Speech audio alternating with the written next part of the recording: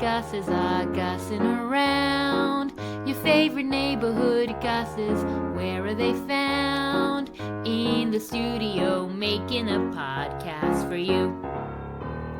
Find out what we did this week. Was it fun or was it kinda bleak? You won't know unless you listen to the podcast.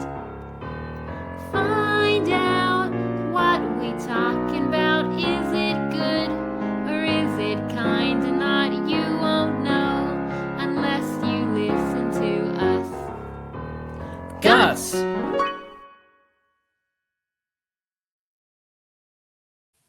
Hello everyone and welcome to Gussing Around. Sorry for the delay. It's been, I don't know if we tempted the universe when we said in the theme song, was our week kind of bleak? Oh, it was Bleak. There should be a better word for bleak. Bleak's not the right word. Bleak is too cheery for bleak. It should be like tragic.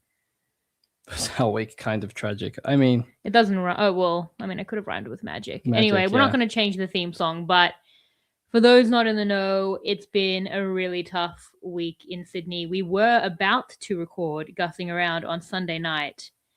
And then unfortunately, that's not what happened. There was a terror attack, a mass shooting right down the road from us on the Jewish community, which is our community. And it changed our life forever, I think. So we can't come on here and not talk about it. It might be hard to listen to. It's definitely going to be hard to do.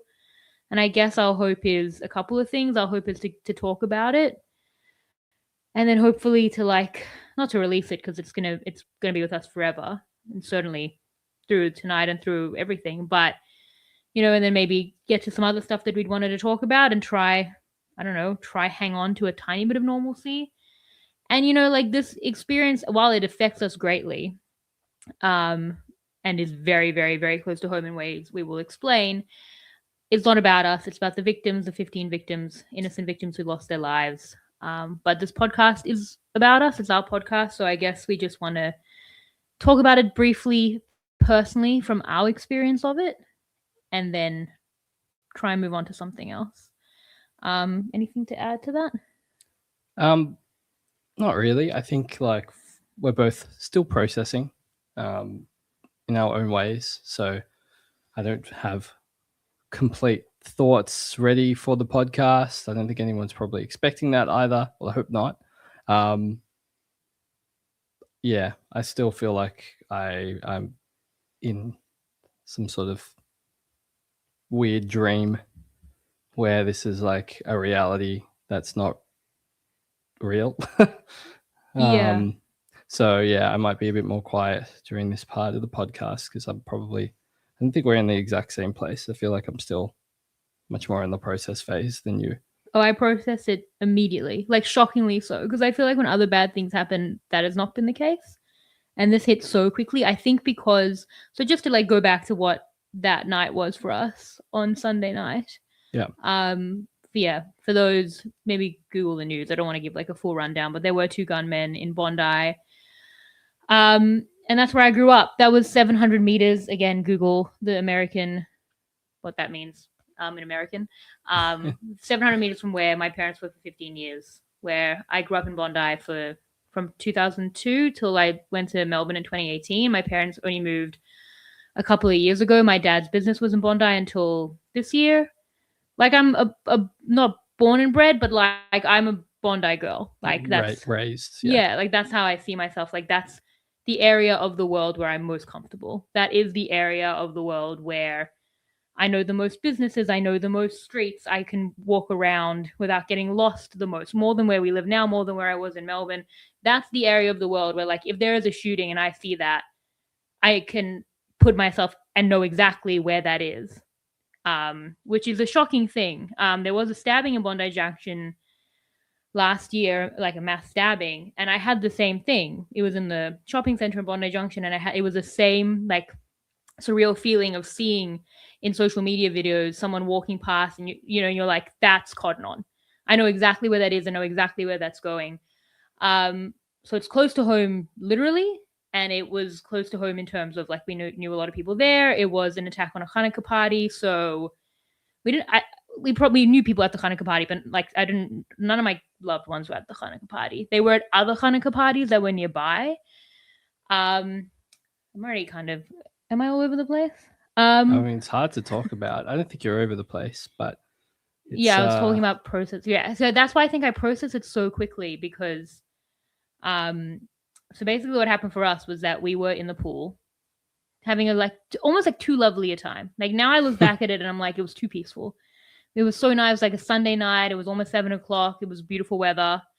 And we were in the pool and just talking about like what our week looked like. We were going to talk about Gussing around, like stuff for the baby. It was a really nice way to end the weekend. And then we got out of the pool and you're hit with a bunch of messages, like some of which are normal messages, that you haven't looked at your phone for an hour in the pool. And then some of which are like gunmen in Bondi. I'm in Bondi. Or my friends that were like at Hanukkah parties that were locked down. And we didn't know where the gunman was. It was just gunman in Bondi. So you're kind of like, well, where? Because again, like your very close family and friends are like in Bondi. Yeah, so it's just like where in Bondi is the gunman? And also every single person definitely could be there. Like could be around. Then we didn't know what was being targeted, and this was before like any police information came out. Then it started coming out, updates started coming out, and very quickly I saw the video of the gunman on the footbridge. And the second that happened, I like put my phone down and started to cry. It was so real. And I processed it from that second. Like I was like, this is, I don't know what, like this is massive. Like this is going to be one of the biggest things that ever happened to us. Like immediately. Because it was just like such a familiar setting. But it was the center of like the worst thing ever. And we like came back from the pool and I was like, I'm like went to have a shower and I remember like I was in the shower and I thought our lives will never be the same. Like from instantly within like 20 minutes of it happening, I was like, well, this was by far, the biggest terror attack in Australian history. And I hope forever in Australian history as well. So the scale, there's not that many people in Australia and there's less so people in the Jewish community as well. So the scale of this, even if it's, I don't know, it feels weird to say like only 15 people dead, which it's a lot of people, but also like when you have a 10th of the population of countries, sometimes 100, like, just even less, 100th of some other continents. Like the scale is huge. Yeah, and it is, I think, the second worst mass shooting in Australian history. Like here's how, like in terms of how like it impacts us. Like I think there are 6 communities impacted by this, and I've thought a lot about this. Okay. And I think that we have ties to. Oh my god. Ivy's trying to. She knows it's going to be sad. She's going to sit on your lap. I think that there are. Yeah. So I think that firstly, the global Jewish community. Like if this were to happen across the world, it would be. I mean, to be fair, like any across the world, like if this were to happen in like Canada or America, like this would be affecting for us as Jews. Yeah. Any atrocity affects me greatly. I will say that, even the like atrocities that have happened in America with like Uvalde or Sandy Hook affect me greatly. So I guess it's like any atrocity will affect anyone. And I think like anyone with empathy and humanity like gets affected by things. But I think that the global Jewish community will be rocked by this wherever you are. And that is a fact. I think there's also the point of it is our local Jewish community. It is the Australian and Sydney Jewish community. The victims are people, the 2 heroes if people saw who tackled the gunman in the first couple of minutes were our direct next door neighbors when we lived up the road from it. Like for 15 years, neighbors. Yeah. Like, and neighbors. And every person is, a like this person's cousin or, like there were a lot of condolence messages sent this week. Step away. Like every victim, we were just like one step away, one step removed. So either a friend of a friend or a family member of a friend. Or a family member of a family member, like, It was, And then And then it was the Chabad community, which is not our community. So I think that is that one like layer. We're Orthodox Jews, but we're not Chabad. So I think that's why, for me, I maybe didn't know anyone as closely. But then beyond that, it is also Australia. It has been massive news in Australia. As I said, the second biggest mass shooting in Australian history. It's Sydney, and it's Bondi. It's the eastern suburbs. Like, it is an attack on the Jewish community, but then there was also like Christmas parties with the surf lifesavers were having Christmas parties, and they ran into it, and they were helping people and carrying people out on like makeshift stretches of surfboards. And I thought, like, God, that's Bondi. So for me, like, I'm not a beach girl, but I'm a Bondi girl, and I was like, this is happening across the road from Sushi Train. Like, I grew up at Sushi Train, Bondi, so I think that it just, I think a lot of very kind people have messaged, and because it was such a targeted attack, and I really appreciate that. But I also know that for any Australian, for anyone in Sydney, this is happening 10 minutes down the road. You hear the sirens going to every hospital in the area. I mean, it's hugely affecting, I think. Yeah. Not a moment you like to like relive when we get out the pool and you check the messages. I mean, my cousin who was visiting from Melbourne with his little kids called me like immediately, thankfully, because he told me that morning when I saw him that he was going to go to it. It was like, yeah, there's a petting zoo, so I'll bring the kids and I'll just go to the petting zoo. And then he called me and he's like I didn't go. Like we got tired, we didn't go. And I was like holy crap. Like when I last spoke to you, that was your plans. And right before we got in the pool, I messaged our neighbor where we live right now, and I said, hey, do you want to come for a swim? We're going for a swim. And he said, I'm at the beach. And I was like, okay, cool. Like, that's fine. And then I'm like, hey, what beach are you at? And then no response for like 2 hours. I mean, it's just the worst feeling. It's such a bad feeling. I think about like that night. I think we were at the pool and our neighbors walked past and they said Chag Sameach, and it was first night of Hanukkah, and it was just like December at 6:45 p.m. Sunday night in 30-degree weather. Like, that's Sydney. Do you know what I mean? Like, that's our city. And first night of Hanukkah, like, that's our community, and it was an attack on all of those things. And in that on all space, the 6 layers that you've exactly. thought about. And it's very affecting.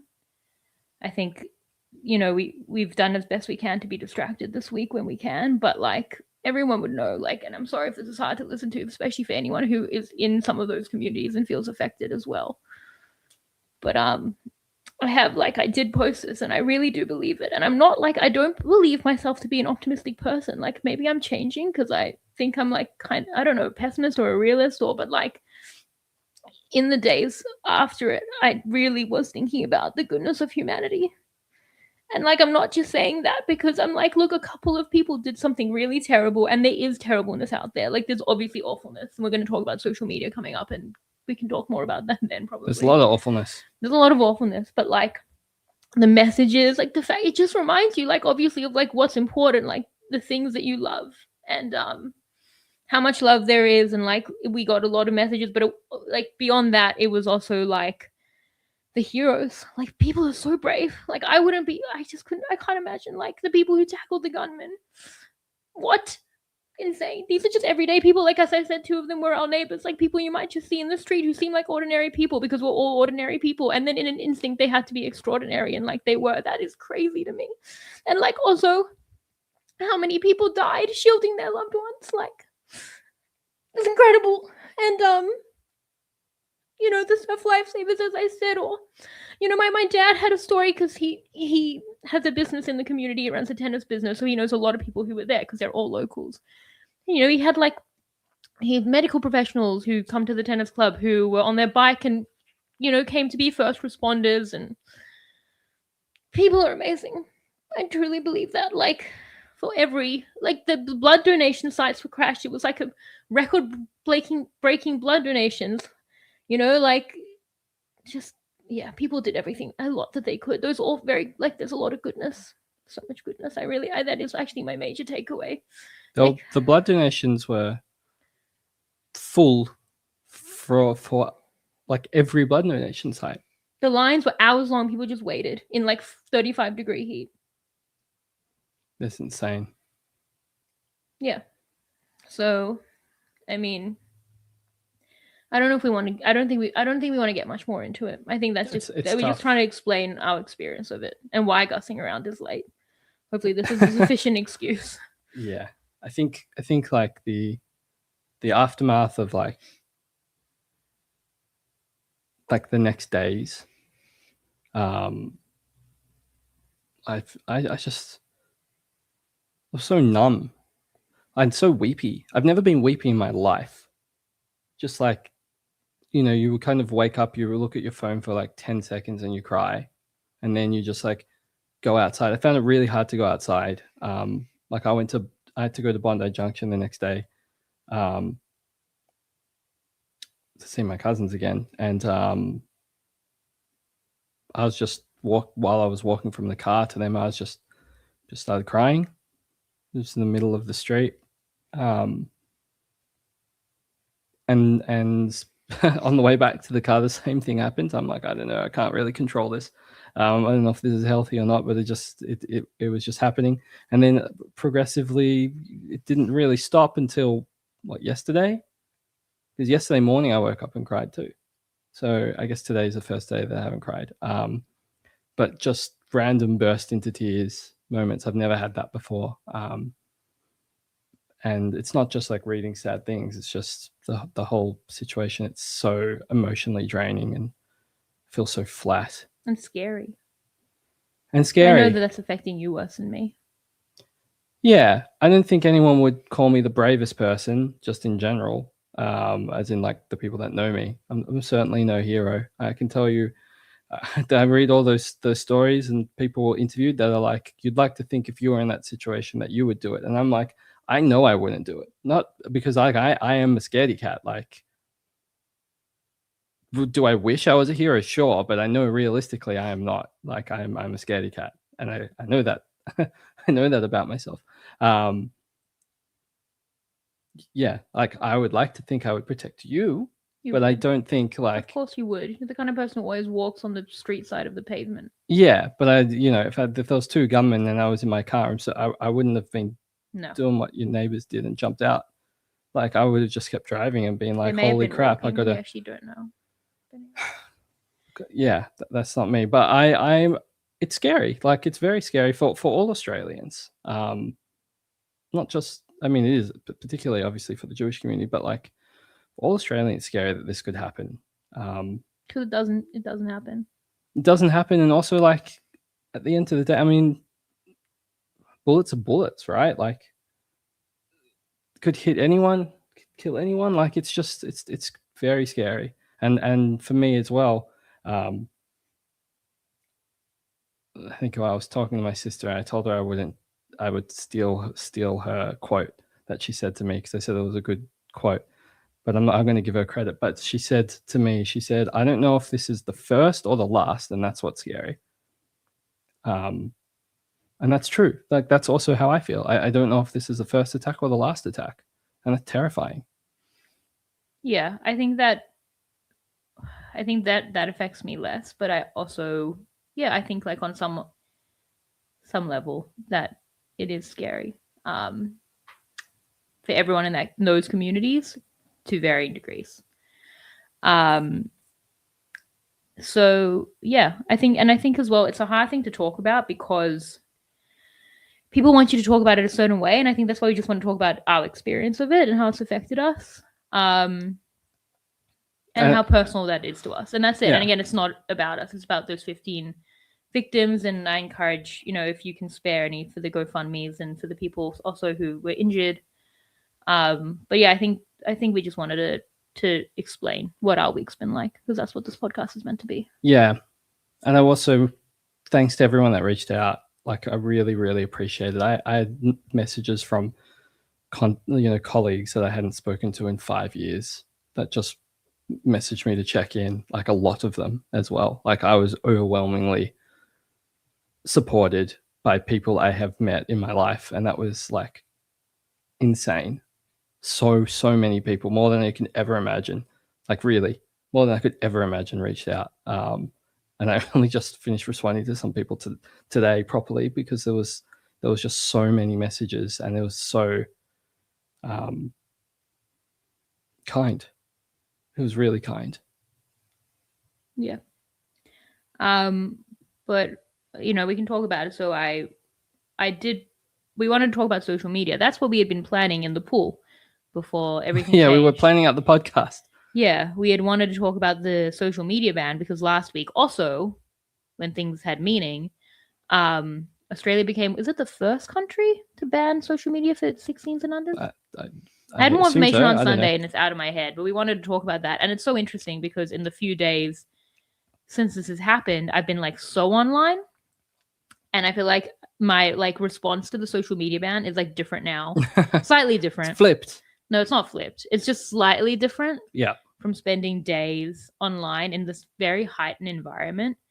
I do feel that I am more online when I'm in a bad place. I respond to people more. I like drop the defenses I've learned in therapy for years. Yeah.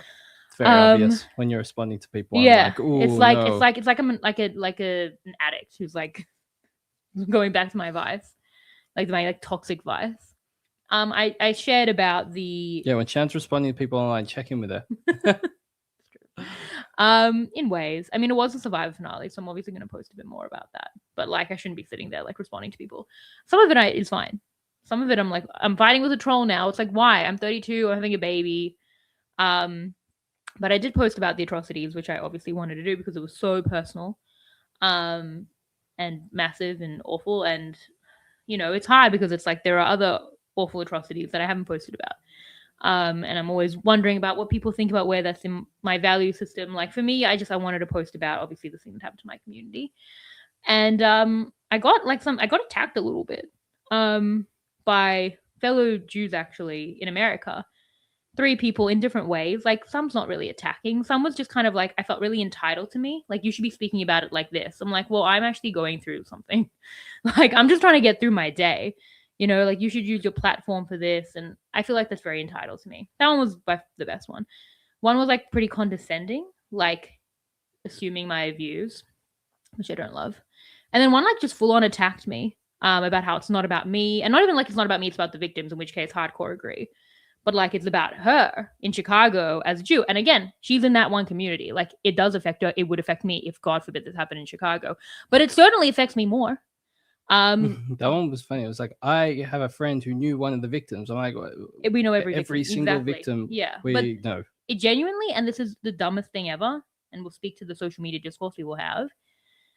Like that was late at night on Tuesday, and Tuesday was like almost my worst day. I don't know if it was all bad. It was all bad, but like I was in a horrible place, and I was getting attacked for a very benign comment. It was the same comments I've just given about our experience and how it made me realize like the good in humanity. And that was it. And that's all I wanted to say about this. But being like attacked in that way for not, I think, being more divisive, which is I think what they wanted, which is not my value system and not what I would ever want to really, it's not what I would want to do. And it's not what I believe.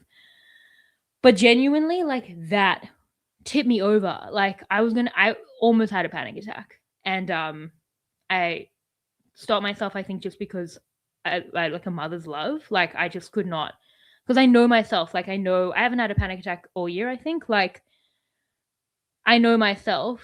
Being in my body in a panic attack is like very confronting. And I was like, I can't have the baby be in my body in a panic attack. That would be awful.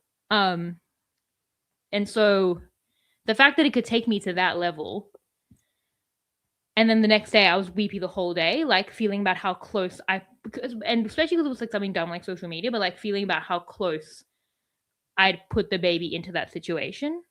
And also just the fact that the baby living experiencing this all week has been, I feel really upset about that. So now we want to ban social media for under 33-year-olds.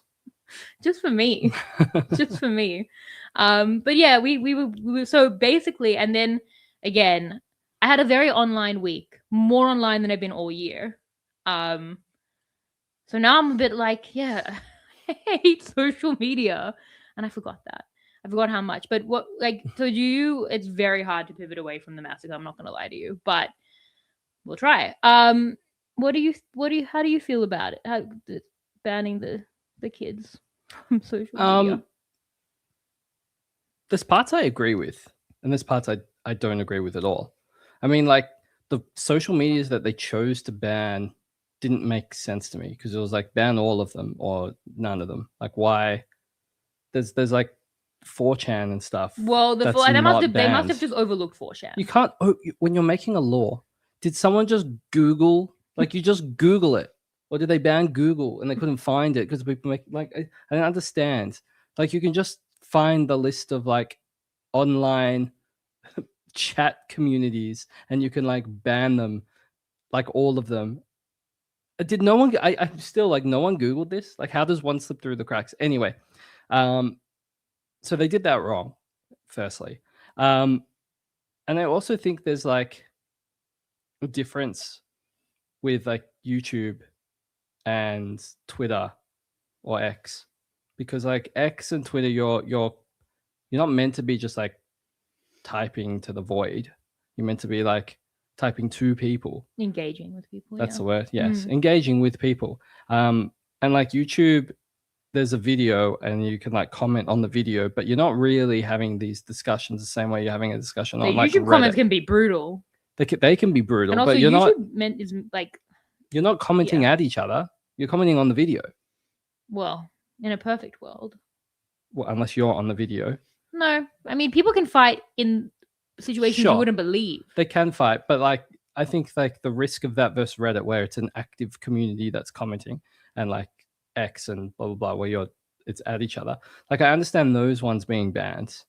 I just don't understand the YouTube ones because it's on a video. It's not to another human. Well, it's to one human, but do you know what I mean? It's very different. I don't think they're the same media. I think it's hard because what I had intended to say on Sunday night, and which I still believe at its core, is that like social media is the best, one of the best and one of the worst things to ever happen to humanity.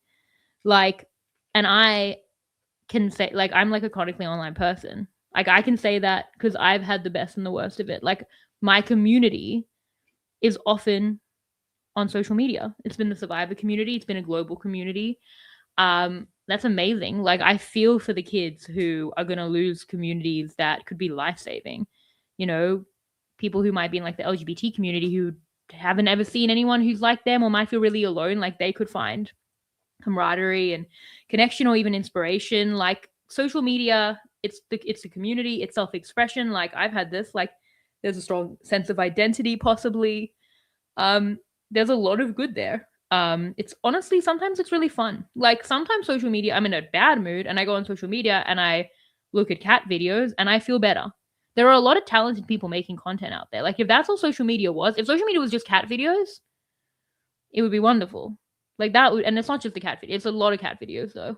And how often do I like send you like a bunch of like fun? I sent you one today about Dumbledore not bringing Cedric Diggory back to life. Yeah, but like it. I also didn't need that when I was 15.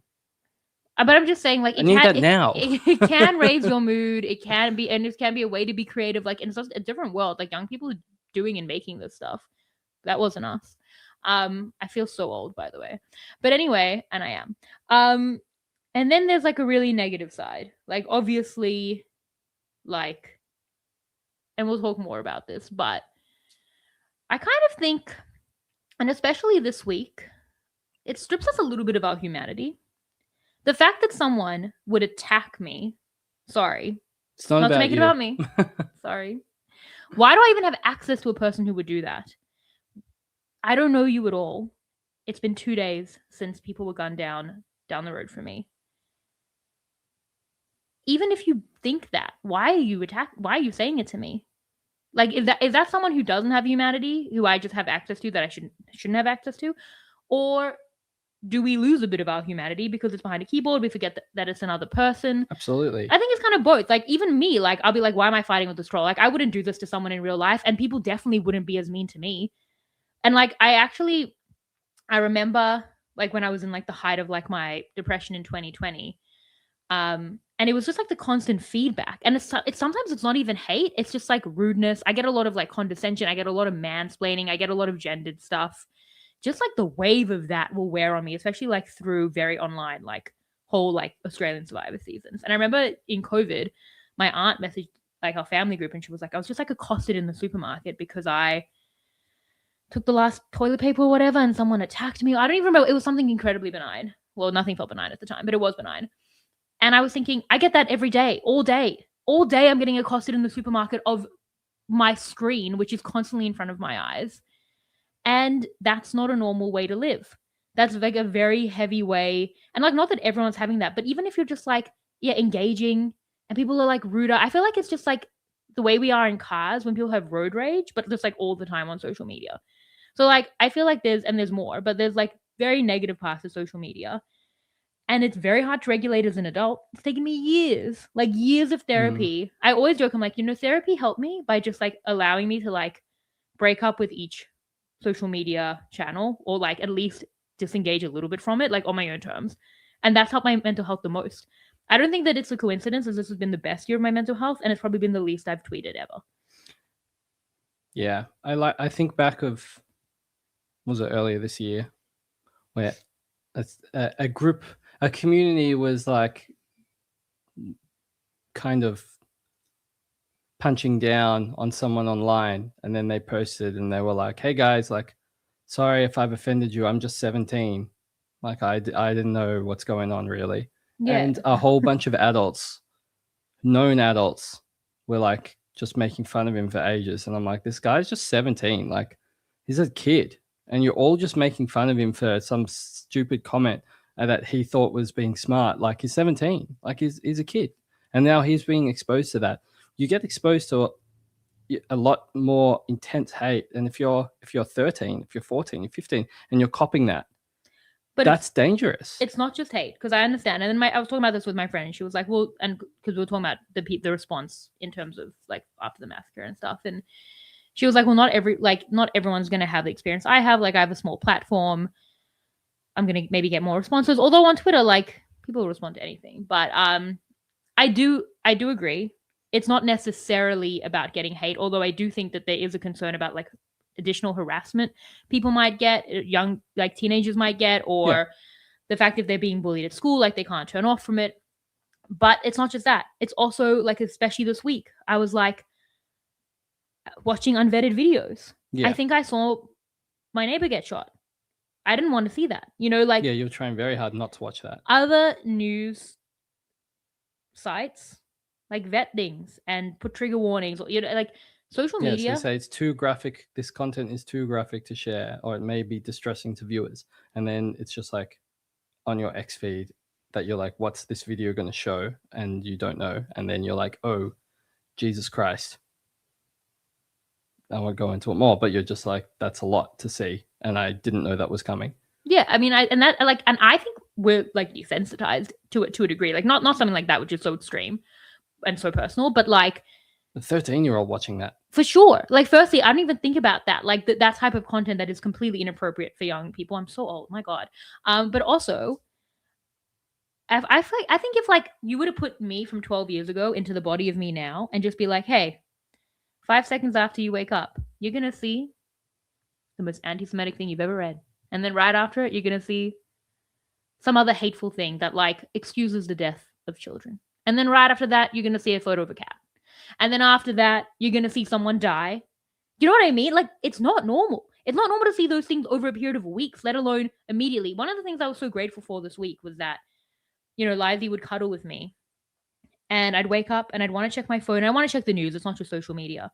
But before my brain can like be descended upon with all this content, I'd have to spend like 15 minutes like patting Lizzie. I couldn't even get to my phone. I was like, thank you so much for this, Lizzie. I love you so much.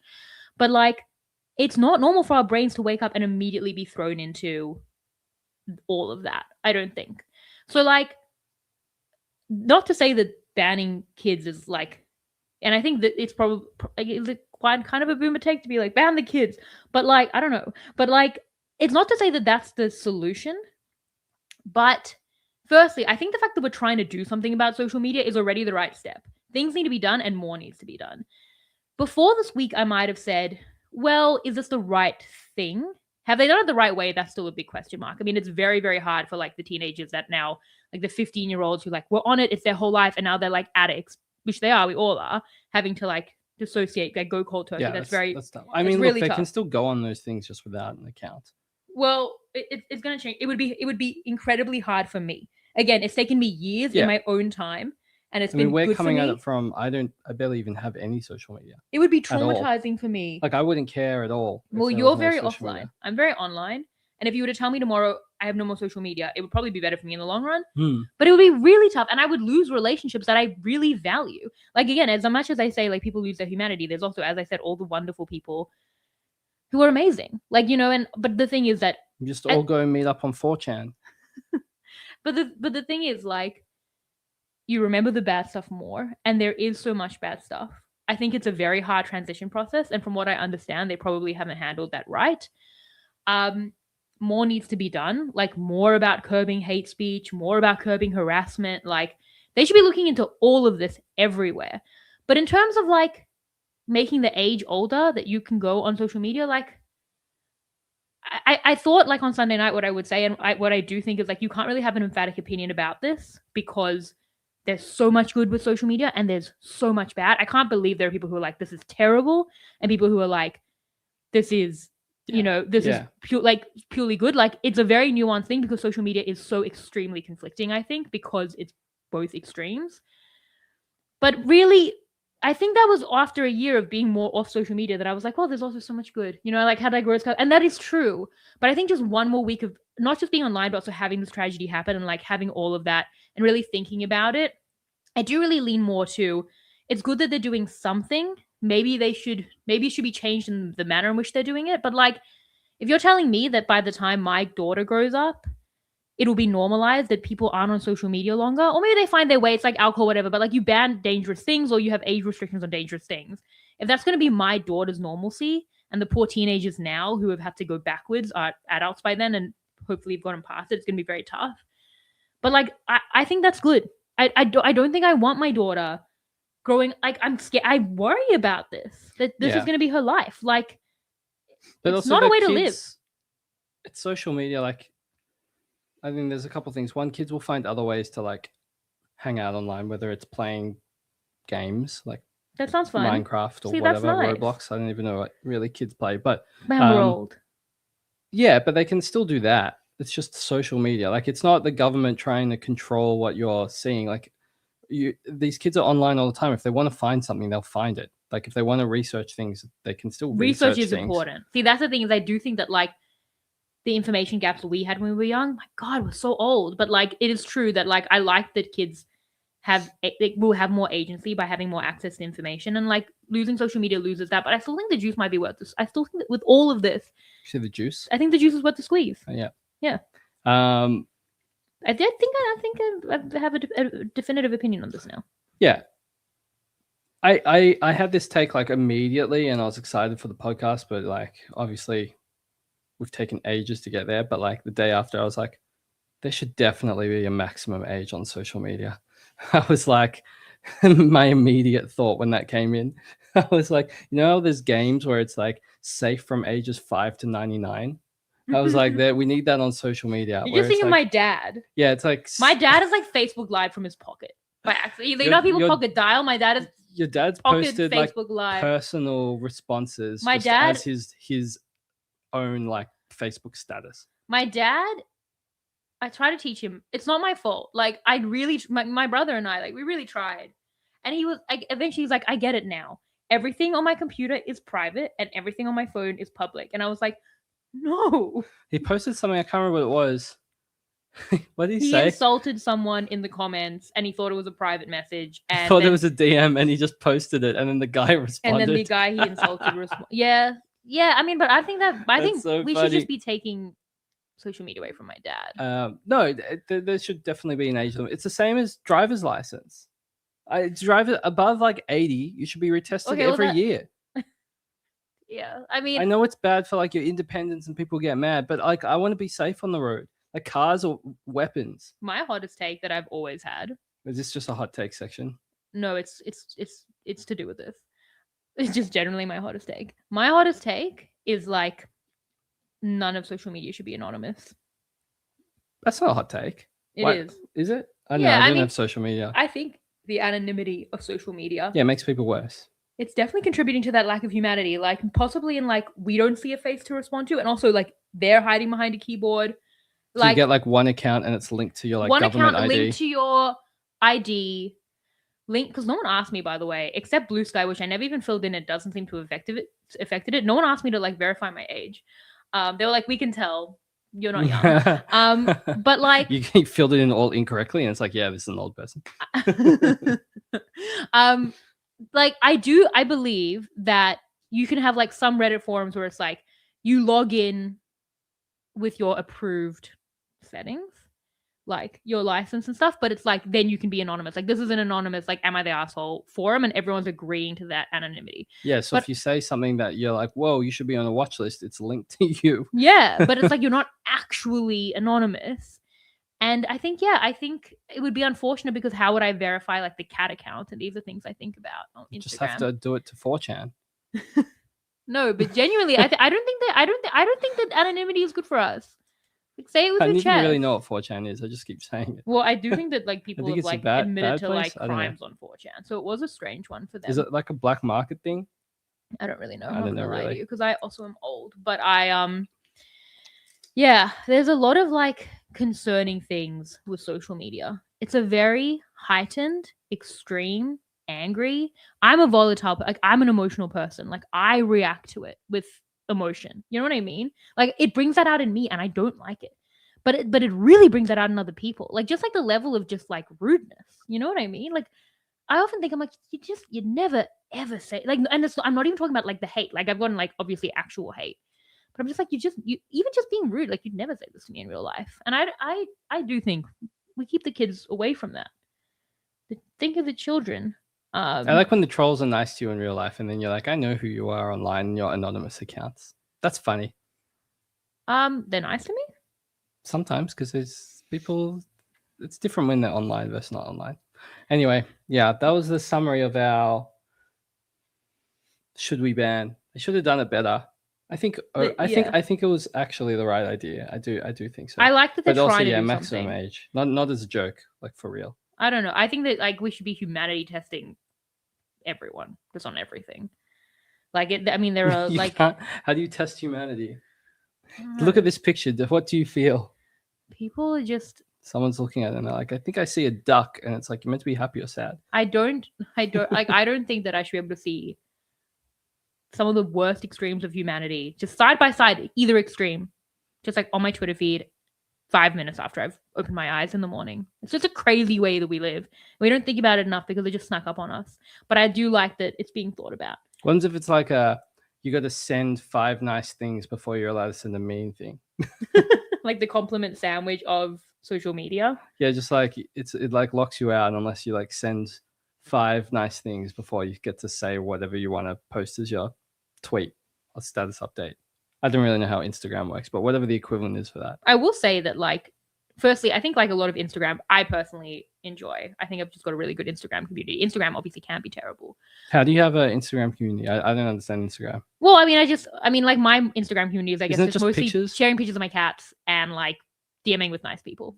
Oh, you talk to people via private group, but one person at a time. There's no groups? You can make groups, but like, no, I mean, mostly like that's where like nice people will like reach out to me, or you get nice comments and stuff. Like, I think that's like Instagram to me is used quite personally and is nice. But I see that then as different to Twitter. But also people can be attacked on Instagram.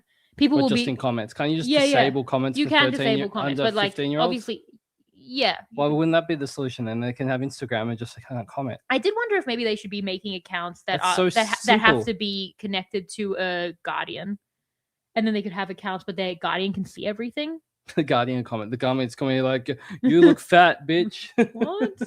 My 13-year-old comments. No, like, why are you saying this, Mum? No. But what are you talking about? Why did what? No, like I was like, only Guardians can comment, but like, no, that's not what my idea. Oh, whatever, Shan. The joke was that the Guardians are then being mean to the kids. They would be because there is no age limit on this stuff. No, but like, why can't you just have no comments until you're 16 years old? Then the comments turn on. Post? Yeah, you could post if you want. Because people could DM you and be mean. People could Okay, groom then you. no DMs. What are we doing at that point? Well, people seem to like posting photos. People want validation. That's why people post photos? Yeah. Who cares? Isn't my validation enough? And now our weekly topic.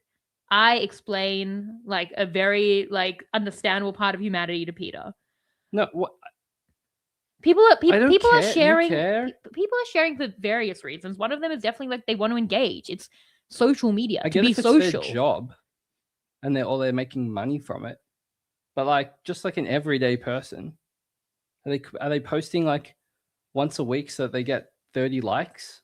Well, yeah, they want people to see it, and like, it's the sense of identity. Who cares if you like it or not? Then? Yeah, I mean, I guess they could have just highly restricted it, and that probably would have just been maybe comments, more finicky. Just likes. You can get your like validations. That's bad too. No, that's bad too, though. There's no likes. There's not like a. So you post something, and then someone else from your high school posts something, and you get 20 likes, and they get 40 likes. Like you feel the type of way about that. More popular than you. And people don't like that. But there's no comments. The thing, like, they could have restricted it, but except obviously people's mums fighting over their kids. It's not that the Guardian. My idea wasn't that the Guardians would comment. My idea is that you're on social media, but it's linked to a Guardian so that they approve everything you do. They can see everything you do. Sorry for swearing earlier. Because at least that's better. But I guess maybe I don't know. Maybe they thought like it would just be easier to just cut it. They probably 16 might have been a little old, but like I don't know. Again, I don't think I should be in the situation. I'm 33. It should have been like a rolling age where it's like 13-year-olds now down, and then it's 14. Yeah, I think they want to do that for smoking, right? Like year you're born. Yeah, year you're born. Yeah, I think that probably would have been better because I do worry about the transition. That was like the biggest con. Who's coming up with these things? I feel like just it was a bit of a blunt just come and ask me. You just come and say, hey, is this logical? And then I'll just tell you. I'm like, did you think about this? On this? Why would they call you? Because they've already messed it up. You've already said you're going to be on our daughter's account, being mean to people. I didn't say I would do that. Well, I'm not going to be on the social media. Very readily. I just think that there's like obvious flaws. Just run it by me if you're worried. I think you especially. I think it was clearly. I think it was a good idea. It was the right approach. It wasn't done perfectly, and there are ways to do it better. I think it was done poorly. Not like I agree. Great idea, poor execution. That's like most things in life. Well, I mean, yeah, but I was saying like Instagram for me is that. But like if you are an influencer, you know, you would get like lots of bad comments. Like you can, and the thing is, it's but you're not going to be an influencer when you're under 16, right? Okay, but if you are following an influencer and you see those bad comments, like for me, it's not just about how you're engaging; it's also about what you're exposed to, and that's been very clear this week. Being able to view comments when you're under 16. Being able to view comments, yeah. Peter. Why do you need to know what other people are going to say? This is like at that point, it wouldn't be hard to do. I think okay, it's what you're saying and what I think I agree with. Comments are disabled. Only cat videos until the age of 16. You have to post 5 cat videos before you can post a human picture. Yeah, that do. That's probably that would be a good. That's good. There we go. Until the people post like horrible cat videos. God forbid. But there's not. I do see things sometimes that make me sad, but then they'll usually have like a happy ending. Then I'm like, now I need to get to the end to see that it has a happy ending. Like this cat, but then we adopted them. I'm like, it kind of made me sad but happy. Anyway, yeah. Do people still rickroll? Like the young people? Does that happen? Because people should do that more. That was fun. We are 80 years old. That was good times. No, they're not rickrolling now. The kids aren't rickrolling. The government should be like on the page where you got to like, I don't know, register your government ID. There should be like press this link and it should just be a rickroll. You have and then they'd be ideas. Like, thank God you're the person they're calling about or what about on the maximum age limit one, where you have to be like under a certain age, and there's just like a phishing link, so they press it and they like start entering their credit card details, and then you're like you fell for this, so you might be being insulting to our older listeners, and again, a lot of that might be you assuming that they're all like my dad. No, your dad's the phishing scandal targets. Yeah, I know, but that might be more my dad thing than the fact that he's 65. Yeah. Dad is worse than most. He is particularly bad. That's true. You know what? A lot of more gracefully aged people are quite good at technology. So it's not all size fits one, but they can pass a test. Should be like a we should all have to pass a test. I wouldn't pass the test, and I'm okay with that. We should all have to pass the test. I probably wouldn't pass. Well, I know how to use a computer, obviously. I know how to, I'm okay with technology. I just wouldn't know how to use any of the social medias. So I probably would fail how to use Instagram. Well, we literally, and or the TikToker. And another thing is like AI. Like, information sharing is very good, but misinformation is concerning. So much misinformation, especially with the AI videos that are like scary, hard to tell what's real and what's not. I told you I would definitely always be able to tell what was real. But then I immediately assumed that I didn't. Well, I assumed that the video of Ahmed tackling the gunman was fake. I'm like, this can't be real. I immediately assumed. I literally was like, there's no way that's real. Yeah, and you know who said the only two people that said that? You and one other person said that to me. My dad. Yeah, it was your dad. That was a good take, honestly, Dad. It was pretty good. Who could believe that to be real? I don't regret it, actually. I can't believe it. It was obviously real. It was amazing. It was amazing. But the AI videos are hard to. Yeah, it's going to get AI worse is as well, concerning. especially when you're 13 or when you're over 85.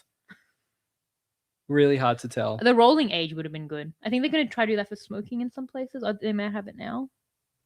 Instead of being like, you can't smoke, you've smoked your whole life. It's like, no, you can't start smoking. Rolling ages should be a thing for so many different things. We really solved this one. Yeah. Well, we did that. That's good. Yeah. I feel so weird talking about normal things. I feel guilty. Yeah. I mean, it was hard. We didn't really do much this week. Like, we stayed indoors. We had one like fun thing. Yeah, we played Survivor with some people. That was fun. Do you want to talk about it? Yeah, we played the Survivor card game with Miles, AJ, and Sarah from Survivor. Sarah, Bleak, AJ, and Miles. If you watch Survivor, you might know them. They've been on the show, all of them this year. And Peter's friend Jake, and then the two of us. And it was fun. Yeah, no, it was really fun. Someone in this room was a very disloyal ally. Actually, hardly an ally. Actually, I wouldn't have said. I didn't know we were meant to be allies. We're married. Yeah, there's an implicit. I never betrayed you. You did. Okay, multiple times. I did. No, you never voted for me. You kept saying that. And I didn't throw your name out. Thank you. Didn't vote alongside you. You had no allies. You had no agency. I was playing awfully. You had no agency. Why would I vote with you? Sarah won. Like, for all the fans of Sarah, I wish you could have watched the season. We actually did film the voting confessionals. Sarah destroyed us. Yeah, we filmed every voting confessional. It's mostly just me. Peter was like doing 2-minute video diaries. I thought people were going to take it more seriously. No, you could tell we would be not in the room for very long. Then whenever you would go into the room, you'd close the door, which was already weird. And then we'd be like, what's taking Peter so long? And then when we watched them back later, we were like, oh, you're literally just giving like a 2-minute confessional, which was not what we were meant to be doing. But it was good though. Sarah was so good that I feel like, I know there are a lot of fans of Sarah, and like, I wish you got to see this game because she destroyed us all so badly. She destroyed me that I genuinely considered not voting for her at the end out of bitterness. I was like, she played me so hard so many times. I don't think I can vote that way, even though she played the best game. But Peter wanted me to play My Idol on him. And I didn't. And afterwards, I was like, you were so disloyal to me. Like, why would I play My Idol on you? He was like, that would have created trust. I was like, I am carrying your child. In the game. In the game, I also was pregnant. Look, you never voted every with me. second. I tried!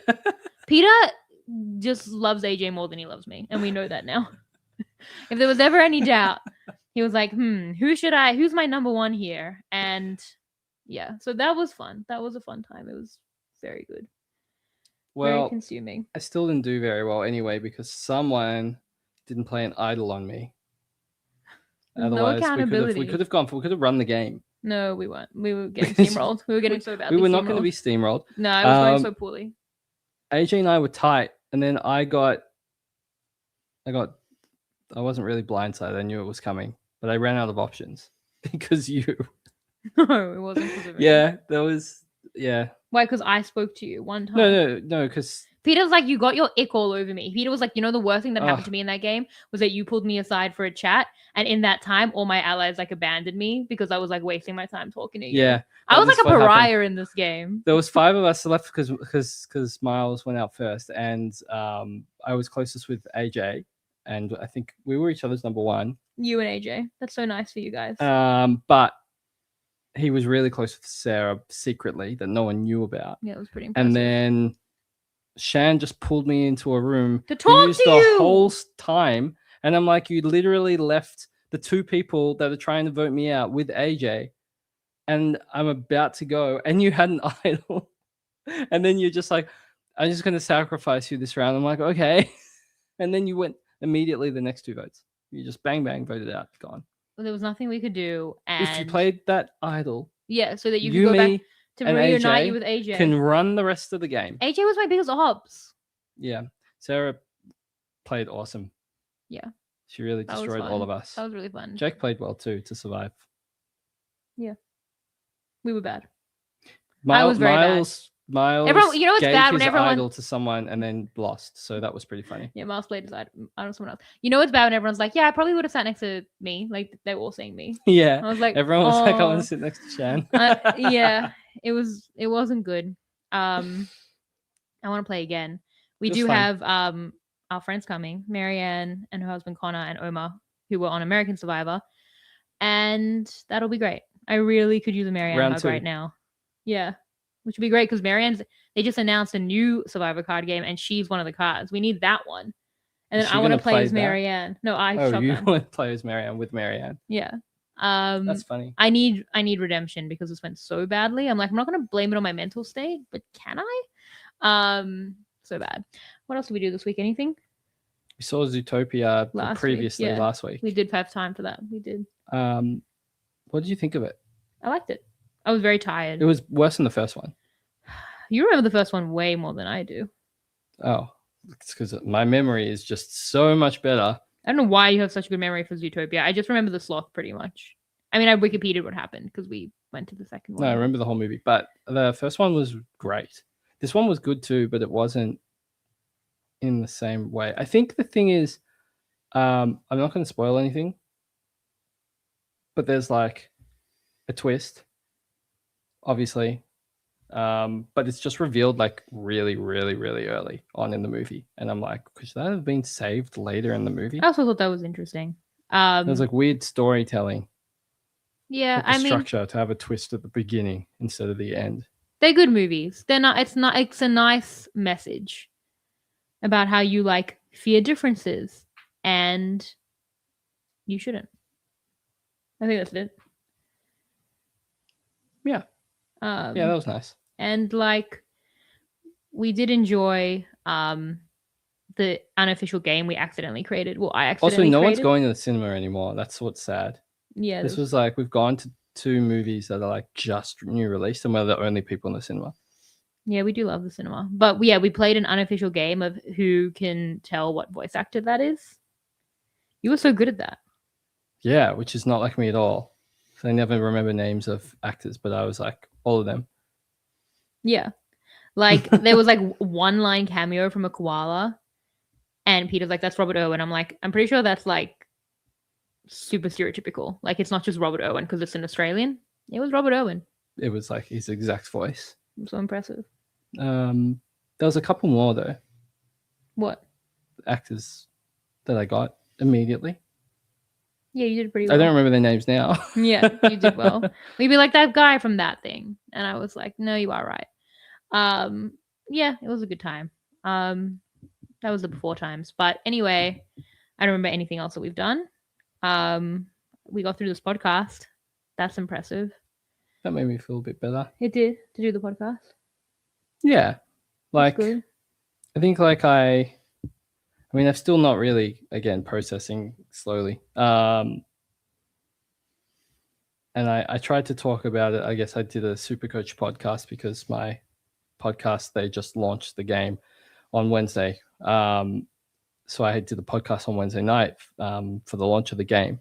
And I had this thing I wanted to say, and I tried to talk about it, how like it's so easy to it's so easy to hate and it's so hard to love right now, and like we need to focus on the love, because obviously they want us to hate, so like but anyway, I was trying to say something like that, and all I did was like mumble and talk in circles, and then my co-host had to like jump in and save me because I was like had tears. I was like, well, I was basically what you were at the beginning, like tears in my eyes, mumbling, talking in circles, and they had to like, no, you had tears in your eyes, you spoke well, but I couldn't talk, and I was like, oh, I'm really fumbling, someone help me, and my co-host had to like pull me out of drowning in that, and then I was like upset at myself for how I spoke about it. I was like, I didn't get to say all the things I wanted to say, and like I didn't get to say all the things I want to say now as well because I still am processing, but I feel like I said a lot more. There's so much. So I felt better. Yeah, that's good. This time. I think because every day was like, obviously, like we're not, like yesterday I was like, should we do it? And I just like, I think even this, like we really pushed ourselves. Yeah, we definitely pushed ourselves. I was like, look, we're definitely gonna have to talk about it on the podcast. We can never go back to the podcast without talking about it at any point. So either we just push through it, or like this is the end of Gussin around. And look, yeah, this was not meant to be an exhaustive. This was just our little snippet of that. And what else do we? I don't know. My final thing is hug your loved ones. Tell them you love them. I love you. I love you too. And just think about, because 15 people went out on a Sunday night and can't do that now. And I think we just have to be we're so lucky. We're just lucky to be okay. And I think that's it. I think that there are a lot of things you can take from it. And people, again, I'm really thinking about that social media aspect, like might not be happy that this is the way we want to go about it. There are many things you can say about it. My true belief is, I want to focus on, I believe there's a lot of good. I believe there's a huge amount of solidarity. I believe there's a lot of really good people with really good values who I've been lucky enough to find. And there's a lot of complexity too. And I kind of just want to focus on be grateful for what we have and think about the people who don't have it. Do what you can, possibly donate or think about them, or just spend any time looking into it, or check in on an Australian friend, on a Jewish friend. Just do something nice. Send 5 cat videos before you send anything else. Ratio 5 cat videos to anything else is like a good human metric. And that's it. That's all I got. But all right. It's not perfect. It's not even necessarily. I'll drag you out of this one. No, I say no. I'm just saying it's not. Now. It's not necessarily like what everyone would want that response to be, but it is my genuine response. So that's how I feel about it. Right. Okay. Well, thanks everyone for tuning in. Don't Gussin forget to Around subscribe. Podcast, Gmail. And when will the next one be? At this Don't point, forget who to knows? leave comments unless you're under 16. They'll be disabled. And send cat videos. But when will the next one be? I don't know. I feel like everything's out of whack now. Like, yeah, end of the year. If we don't speak to you again before the new year. I wanted, like, I don't want this to be the last. Like, I want to talk about like 2025. Well, I don't know. Now 2025 took a big hit. Oh, yeah. Let's just. We'll see how we go. Yeah. Have a happy holiday period. Yeah. Have a happy new year, and we'll see you when we see you. We'll see you at a point, possibly before New Year. That's in a long time. Thank you all. Goodbye. Gussin around your friendly neighborhood, Gusses are gussin around your favorite neighborhood, Gusses. Where are they found? In the studio, making a podcast for you. Find out what we did this week. Was it fun, or was it kinda bleak? You won't know unless you listen to the podcast. Find out what we talking about. Is it good, or is it kinda not? You won't know unless you listen to us. Gus!